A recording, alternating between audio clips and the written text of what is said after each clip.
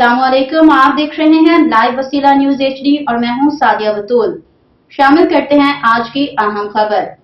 Divisional bureau chief live वसीला news की report के मुताबिक राजा जंग में मोहम्मद मुबीन ने अपने पीरो मुर्शद पीर अलहाज सैयद वलीउल्लाह शाह बुखारी के आस्थाने पर हाजिरी दी।